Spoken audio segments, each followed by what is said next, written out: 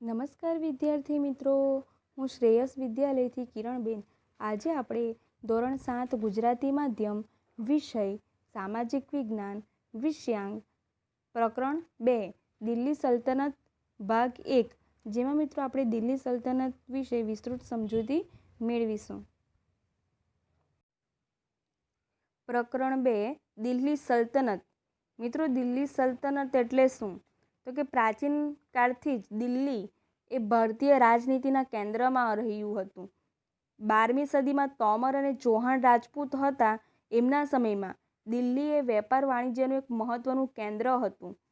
આપણે જાણીએ છીએ કે 1192માં જે સિહાબુદ્દીન ગોરી હતા, એમણે પૃથ્વીરાજ ચૌહાણ સાથે યુદ્ધ કર્યું, જેમાં પૃથ્વીરાજ ચૌહાણની હાર થઈ હતી. ત્યારબાદ 13મી સદીની શરૂઆતમાં દિલ્હી સલ્તનતની સ્થાપના થઈ હતી. ઈસવીસન 1206થી ઈસવીસન 1526 દરમિયાન ઉત્તર ભારતના જે વિશાળ વિસ્તાર હતા એમના પર શાસન કરનાર શાસકોને સુલતાન તરીકે અને શાસનકાળને દિલ્હી સલ્તનત તરીકે ઓળખવામાં આવે છે. તો આ રીતે દિલ્હી સલ્તનતનો સમયગાળો એટલે કે 1206થી લઈને 1526 સુધીનો સમયગાળો એટલે કે દિલ્હી સલ્તનતનો સમયગાળો. આ શાસકો મૂળભૂત રીતે તુર્ક અને અફઘાન મૂળના હતા. તો આ રીતે જે શાસકો સુલતાન તરીકે ઓળખાતા હતા તેઓ મૂળભૂત રીતે તુર્ક અને અફઘાન હતા. આ 350 વર્ષ દરમિયાન દિલ્હી સલ્તનતમાં કુલ 5 વંશોએ સત્તા ભોગવી હતી, જેમાં ગુલામ વંશ, ખલજી વંશ, તુગલક વંશ, સૈયદ વંશ અને લોદી વંશનો સમાવેશ થાય છે, જે વિશે આપણે વિસ્તૃત ચર્ચા કરીશું.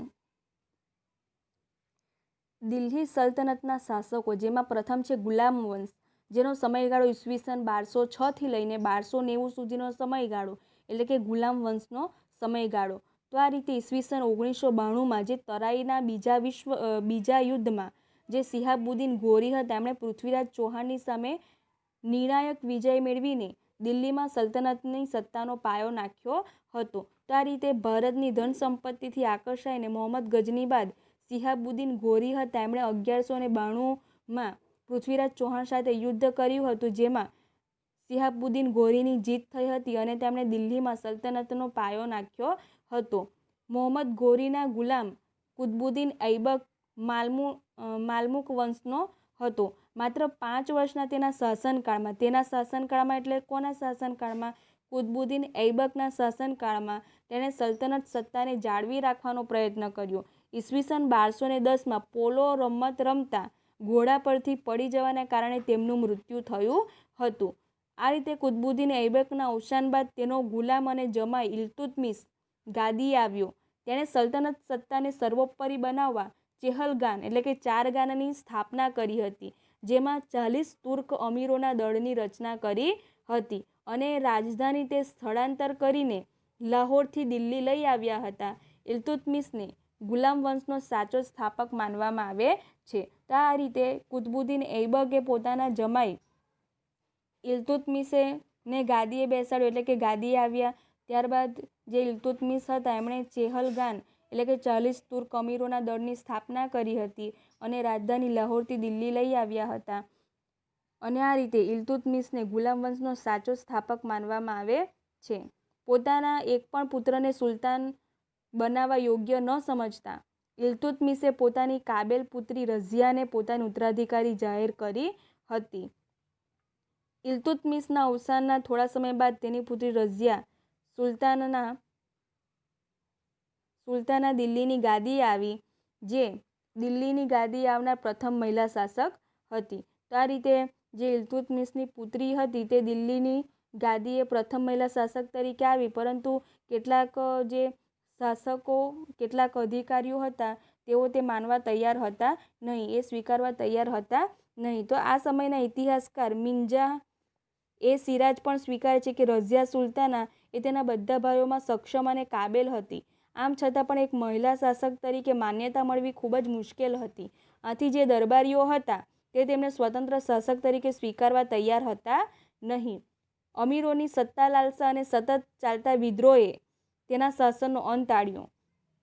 તો આ રીતે જે રઝિયા હતી દિલ્હીની ગાદીએ આવી હતી તો કે એમને જે દરબારીઓ હતા તે સ્વતંત્ર શાસક તરીકે સ્વીકારવા તૈયાર હતા નહીં, અને અમીરો જે હતા એમની સત્તા લાલસા અને વિદ્રોહે તેમની સત્તાનો અંત આવ્યો હતો. તેના અવસાન પછી 6 વર્ષ સુધી રાજ્યમાં અંધાધૂંધી ચાલી. અમીરોએ ઇલ્તુત્મિશના પુત્ર નાસરુદ્દીનને દિલ્હીની ગાદીએ બેસાડ્યો, તો એમના 21 વર્ષના શાસનકાળ બાદ તેમનું પણ અવસાન થયું. ત્યારબાદ ગિયાસુદ્દીન બલબન ગાદી આવ્યા હતા. તેણે ચહેલગાના દળોનો નાશ કરીને શાસનતંત્ર પરથી અમીરોની પકડને હળવી કરી અને તેણે રાજાનું સ્થાન વધુ મજબૂત બનાવ્યું. બલબન સાહિત્ય અને કલાનો પોષક પણ હતો. 22 વર્ષના તેના શાસનના થોડા સમય બાદ દિલ્હી સલ્તનત પર ખલજી વંશની સ્થાપના થઈ. તો આ રીતે ઇલ્તુત્મિશના અવસાન બાદ તેમની પુત્રી રઝિયા દિલ્હીની ગાદીએ આવી, અને એમના અવસાન બાદ એમનો જે ભાઈ હતો નસરુદ્દીન તે ગાદી પર આવ્યો. એમના 21 વર્ષના શાસનકાળ બાદ જે બલબન હતો તે રાજગાદીએ આવ્યો. ત્યારબાદ ખલજી વંશની સ્થાપના થઈ હતી. તેમનો સમયગાળો ઈસવીસન 1290 લઈને ઈસવીસન 1320ના સમયગાળા દરમિયાનનો હતો. જલાલુદ્દીન ખલજીથી ખલજી વંશની શાસનની શરૂઆત થઈ હતી. જલાલુદ્દીનના 6 વર્ષના શાસન બાદ દિલ્હીની ગાદીએ મહત્વાકાંક્ષી સુલતાન અલાઉદ્દીન આવ્યો હતો. તો આ રીતે જલાલુદ્દીનના 6 વર્ષના શાસન બાદ દિલ્હીની ગાદીએ સુલતાન અલાઉદ્દીન આવ્યો હતો. તેણે ઉત્તર ભારત, ગુજરાત અને દક્ષિણ ભારત પર વિજય પ્રાપ્ત કરીને સામ્રાજ્યનો વિસ્તાર કર્યો હતો. દિલ્હીમાં સ્થાયી સેનાની શરૂઆત કરી. તેણે સૈન્યના ઘોડા, સૈનિકોની વિશિષ્ટ ઓળખ માટે દાગ અને ચહેરા પદ્ધતિની શરૂઆત કરી. આ ઉપરાંત ભાવ નિયમન, બજાર નિયંત્રણ, સંગ્રહખોરી નિયમન જેવા વહીવટી સુધારા પણ કર્યા હતા. અલાઉદ્દીન ખલજીના અવસાન બાદ રાજ્યમાં અંધાધૂંધીનું વાતાવરણ રહ્યું. ખલજી રાજવંશનો અંત આણીને દિલ્હીની ગાદીએથી તુગલક શાસનની શરૂઆત કરનાર ગિયાસુદ્દીન તુગલક હતો. તો આ રીતે ખલજી વંશમાં જે સુલતાન અલાઉદ્દીન હતા એમણે ભાવ નિયમન, ત્યારબાદ બજાર નિયમન, સંગ્રહખોરી નિયમન જેવા વહીવટી સુધારા કર્યા હતા, અને પ્રજાના કલ્યાણ માટેના પણ કાર્યો કર્યા હતા. ત્યારબાદ અલાઉદ્દીન ખલજીના અવસાન બાદ અંધાધૂંધી સર્જાઈ હતી રાજ્યમાં, અને ત્યારબાદ તુગલક શાસનની શરૂઆત થઈ હતી. અલાઉદ્દીન ખલજીના સમયમાં પ્રસિદ્ધ કવિ અમીર ખુસરો હતા, જેમણે કિરાતુલ સદાયન, આશિકા નુહ વગેરે જેવી પ્રસિદ્ધ સાહિત્ય કૃતિની રચના કરી હતી. તો મિત્રો, જે ખલજી વંશ હતો તો એ સમયગાળા દરમિયાન અમીર ખુસરો પ્રસિદ્ધ કવિ હતા. એમના દ્વારા વિવિધ કૃતિઓની રચના કરવામાં આવી હતી, જેમાં કિરાતુલ સદાયન, આશિકા અને નુહ મુખ્યત્વે હતી. ત્યારબાદ તુગલક વંશ, ગુલામ વંશ આવ્યો, ત્યારબાદ ખલજી વંશ આવ્યો. હવે છે તુગલક વંશ, જેમનો સમયગાળો ઈસવીસન 1320 લઈને ઈસવીસન 1414 દરમિયાન.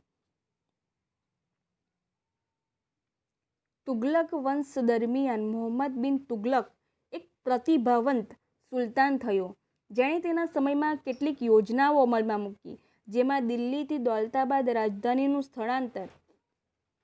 તો ત્યાં મુહમ્મદ બિન તુગલક હતા, તેમણે રાજધાની દિલ્હીથી દૌલતાબાદ લઈ ગયા. પ્રતીક મુદ્રા પ્રયોગ વગેરે જેવી યોજનાઓનો સમાવેશ થાય છે, પરંતુ મોટાભાગની યોજનાઓમાં વ્યવહારિકતાનો અભાવ જોવા મળતો હતો, તેમજ તબક્કાવાર અને આયોજનબદ્ધ અમલીકરણના અભાવને કારણે નિષ્ફળ ગઈ. તેથી ઇતિહાસમાં આ યોજનાઓ તરંગી યોજનાઓ તરીકે સ્થાન પામી હતી. તો આ રીતે જે મુહમ્મદ બિન તુગલક હતા એમના દ્વારા જે યોજનાઓ અપનાવવામાં આવી હતી તે વ્યવહારિક હતી નહીં, અને તેનો આયોજનનો પણ અભાવ હતો, અને એને પરિણામે આવી જે યોજનાઓ છે તે તરંગી યોજના તરીકે સ્થાન પામી હતી. મુહમ્મદ તુગલકના સમયમાં આફરીન મુસાફર ઇબ્ન બતુત્તા ભારતની મુલાકાતે આવેલા. મુહમ્મદ તુગલક બાદ તેનો પિતરાઈ ભાઈ ફિરોઝ શાહ તુગલક ગાદીએ આવ્યો. ફિરોઝ શાહ તુગલકના અવસાન બાદ તૈમુર લંગે દિલ્હી પર આક્રમણ કર્યું ઈસવીસન 1398 લઈને 99ના સમયગાળા દરમિયાન, જેથી તુગલક વંશની સત્તા હતી તેના પાયા હચમચી ગયા, અને તુગલક સત્તા હતી તે મર્યાદિત બની. તો આ રીતે તુગલક વંશ હતો તો કે ફિરોઝ શાહના મૃત્યુ બાદ તૈમૂર લગે દિલ્હી પર આક્રમણ કર્યું. ત્યારબાદ આવ્યો સૈયદ વંશ, જે ઈસવીસન 1414થી લઈને ઈસવીસન 1451 સુધીનો સમયગાળો, અને લોધી વંશ એટલે ઈસવીસન 1451થી લઈને 1526 સુધીનો સમયગાળો. તુગલક વંશના શાસનના અંત બાદ ખિજક ખાએ સૈયદ વંશની સ્થાપના કરી. સૈયદ વંશ બાદ બહલોલ લોદીએ લોધી વંશની સ્થાપના કરી. બહલોલ લોધી સલ્તનતનો પ્રથમ અફઘાન શાસક હતો. લોધી વંશનો અંતિમ બાદશાહ ઇબ્રાહિમ લોધી હતો. ઈસવીસન 1526માં બાબર સામે પાણીપતના પ્રથમ યુદ્ધમાં તેનો પરાજય થયો અને સલ્તનત યુગનો અંત આવ્યો અને મુઘલ શાસનની શરૂઆત થઈ. તો આ રીતે સલ્તનત યુગનો અંત આવ્યો હતો. કઈ રીતે આવ્યો હતો?